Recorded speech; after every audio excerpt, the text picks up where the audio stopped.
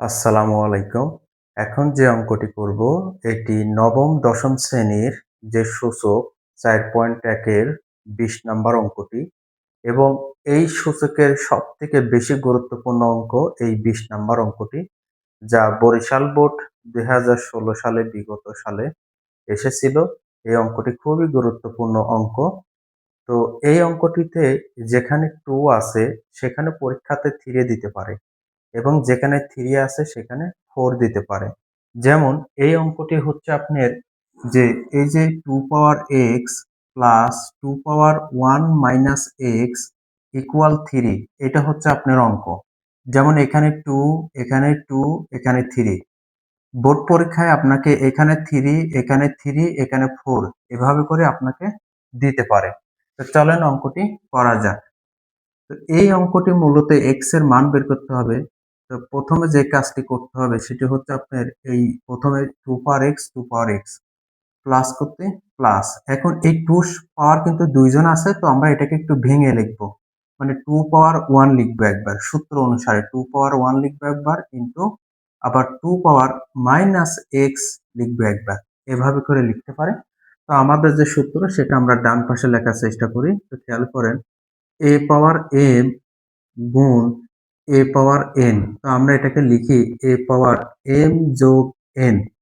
ঠিক আছে? তো অঙ্কটা আছে আমার মূলত এই বাম পাশে, ডান পাশের নিয়মে আর লিখতে হয়েছে বাম পাশে। অর্থাৎ একজনের পাওয়ার আছে কয়জন? 2 জন কিন্তু আছে। তাই এটাকে আমরা এভাবে ভেঙেও লিখতে পারি।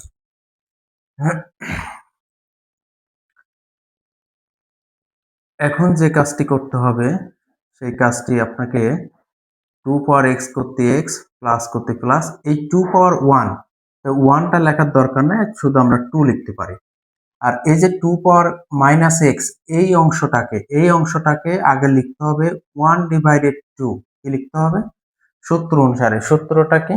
সূত্রটা হচ্ছে আপনার a পাওয়ার মাইনাস n।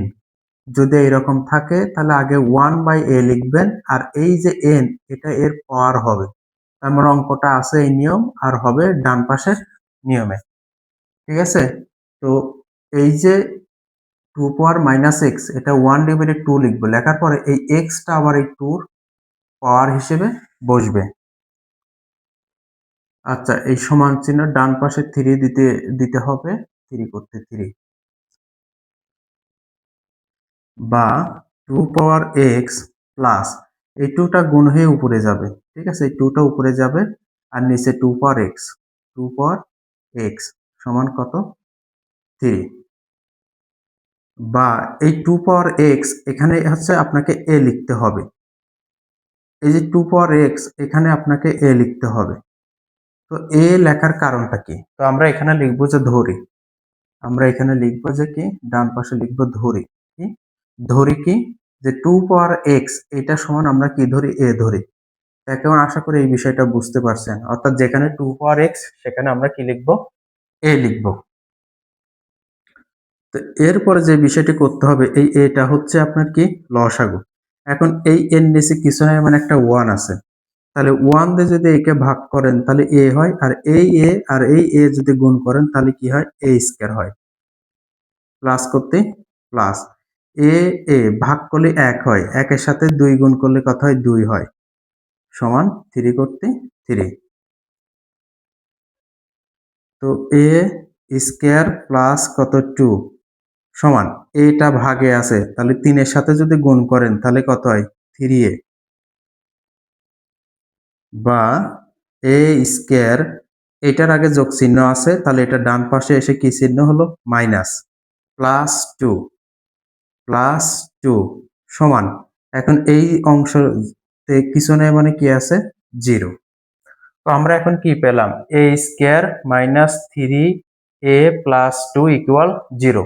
তো আমরা তো জানি যে এই নিয়ম আসলে আমাদেরকে কি করতে হয়? উৎপাদকে বিশ্লেষণ করতে হয়। তা এখন যে কাজটি করতে হবে, দেখেন a স্কয়ার। এখন আমি এখানে লিখলাম মাইনাস 2টা a আর মাইনাস 1টা a। তাহলে মাইনাস 2টা আর মাইনাস 1টা, তাহলে মাইনাস কয়টা হলো? 3টা। আর মাইনাস আর মাইনাস গুণ করলে প্লাস, আর 2 এখানে কিছু নাই মানে 1। 2 এর সাথে 1 গুণ করলে হয় 1। অর্থাৎ এখানে এই প্রথমটা লেখার পরে, এই প্রথম অংশটা লেখার পরে এখানে আপনাকে দুইটা সংখ্যা লিখতে হবে, যে দুইটা সংখ্যা দিয়ে যোগ বিয়োগ করে -3a হবে এবং এই দুইটা সংখ্যা গুণ করে +2a হবে। ঠিক আছে, তো এই অংশটা দিয়ে এটা হয় এবং এই অংশটার গুণফল দিয়ে এটা হয়। +2 প্লাস কত 2 সমান সমান কত 0। তো এখন যে কাজটি করতে হবে সেটি হচ্ছে এখানে a স্কয়ার মানে a দুইটা, আর এখানে 2 এর পাশে a আছে কয়টা একটা, তাহলে এখান থেকে যদি আপনি একটা a নিয়ে নেন তাহলে এই জায়গায় কিন্তু a আরেকটা থাকে, এই মাইনাস করতে মাইনাস, এই a টাকে কিন্তু এখানে কমন নিছে, তাহলে এখানে শুধু পড়ে আছে কে 2।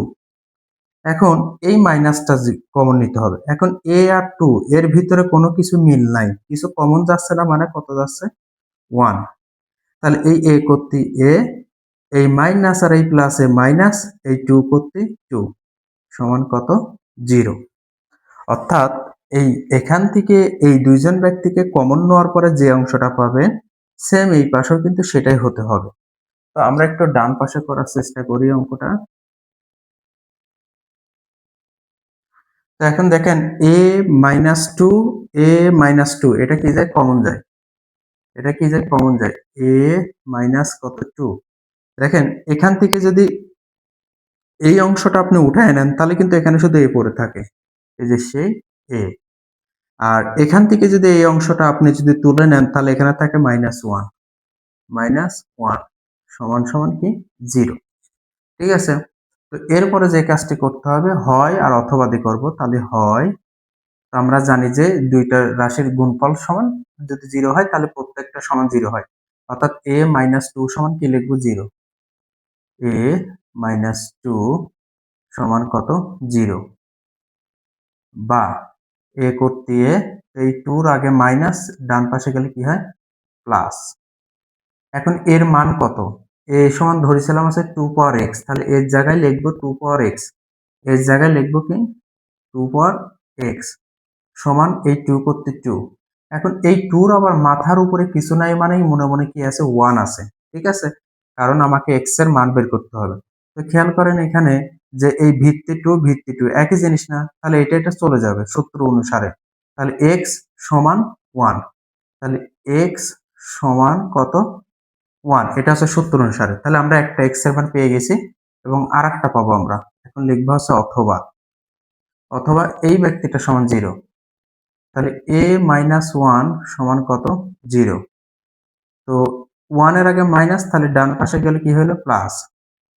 এখন এর মান কত, এর মান আছে 2 পাওয়ার x, তাহলে এর জায়গায় আমরা কি লিখবো 2 পাওয়ার x সমান, এই যে 1 আছে না, এই 1 এর পরিবর্তে আমরা লিখবো 2 পাওয়ার 0।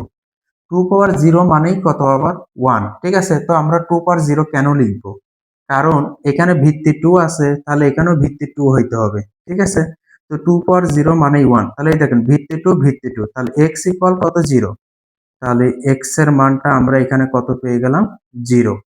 তাহলে x এর মান একটা 1, x এর মান একটা 0, তো আমরা এটা সমাধান অঙ্ক, তাই আমরা এটা লিখতে পারি নির্ণয়ে সমাধান, নির্ণয়ে সমাধান, নির্ণয় সমাধান। এই যে x এর মান হচ্ছে আপনার একটা 1 আর একটা হচ্ছে 0। তো এই ছিল হচ্ছে আপনার যে 20 নাম্বার যে অঙ্ক, সেই 20 নাম্বার অঙ্কটি, এবং এই অঙ্কটি সূচকের টোটাল 2টা অঙ্ক সবথেকে বেশি গুরুত্বপূর্ণ, তার মধ্যে এই অঙ্কটি অনেক গুরুত্বপূর্ণ, প্রায় 99% আসার সম্ভাবনা থাকে বোর্ড পরীক্ষায়। তো আশা করি এই অঙ্কটি বুঝতে পারছেন।